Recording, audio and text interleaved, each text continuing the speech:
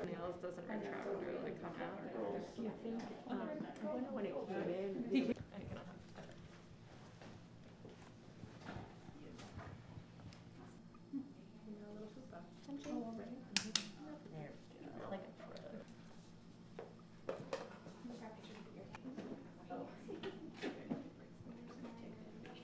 Yeah.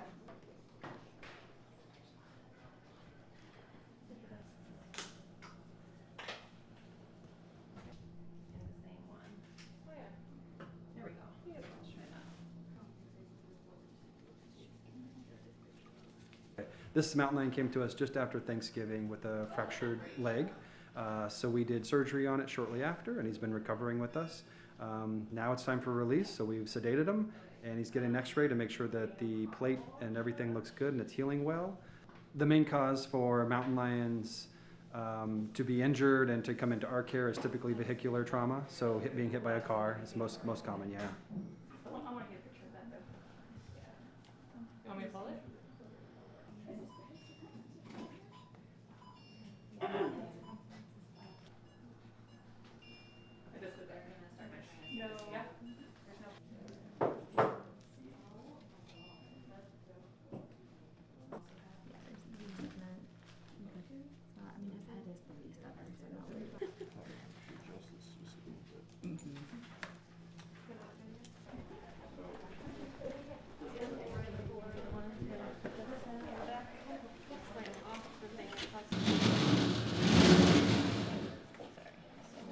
Read it out, but you kind of have.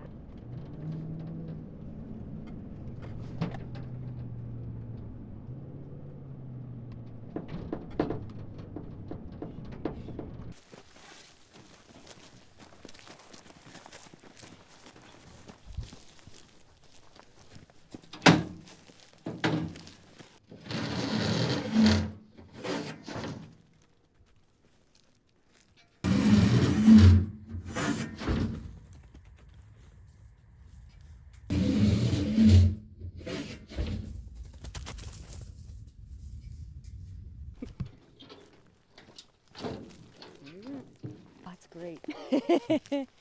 Well, being able to see the whole thing from start to beginning is awesome.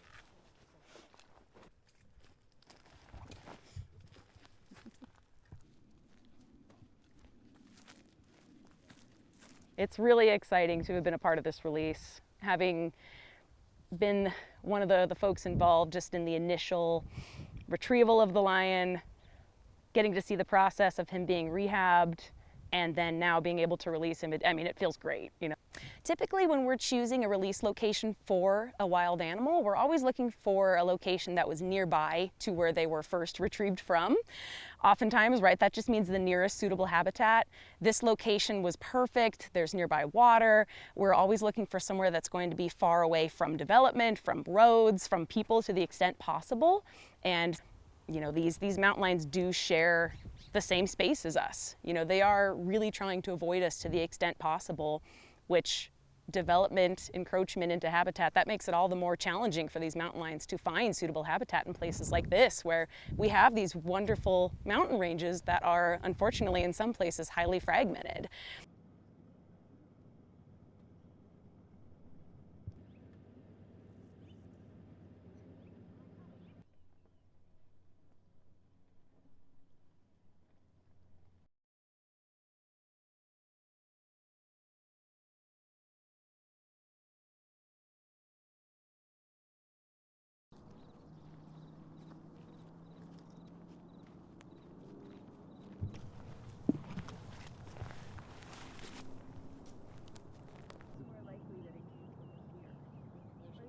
Yeah, a lot of fun.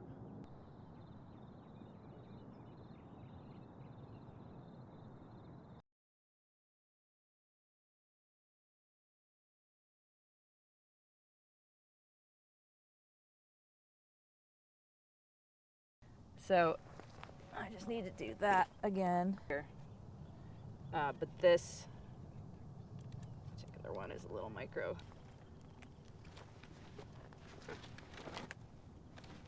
This so you did Me out here a little bit.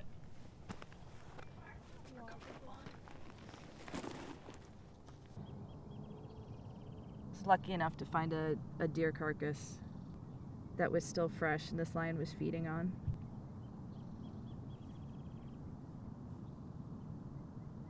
Focus. Yeah. Oh, yeah.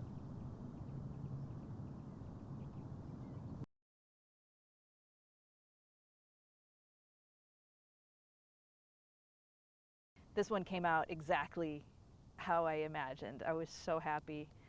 The overpass is under construction here. You can see these lights of the workers and nice, young, healthy-looking lions strolling right by, right above the site. There's the overpass in construction, under construction, without a top yet.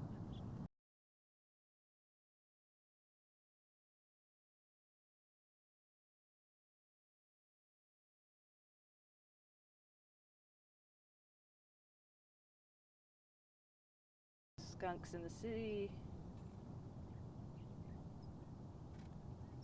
It started just as curiosity. I wanted to see animals that people said were here, but no one ever saw. And it was so exciting to me that there were mountain lions where I hike. The issue now is connecting these islands, letting them be able to safely find their way in and out of Griffith Park, making Griffith Park, that habitat, bigger simply by creating a space where they can travel in and out. We're so used to tragic stories about wildlife and having to just give up and say, this is a city, it's no good. It's just not good, it just can't be that way here. P22 showed us it absolutely can.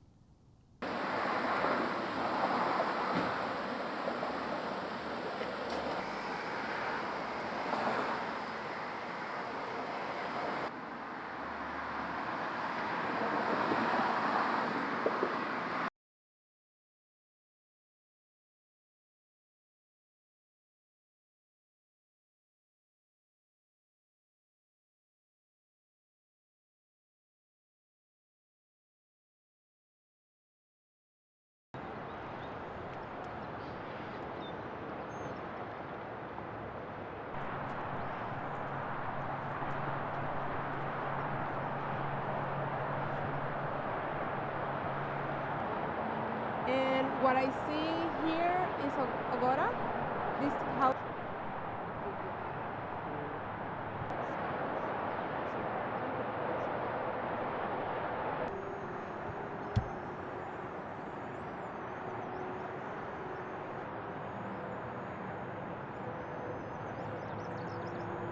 So when the 101 freeway was constructed through this area about 60 years ago, it had the unintended consequence of cutting off all of the Santa Monica Mountains and making of it an island of habitat, cut off from all of the wild area to the north of us.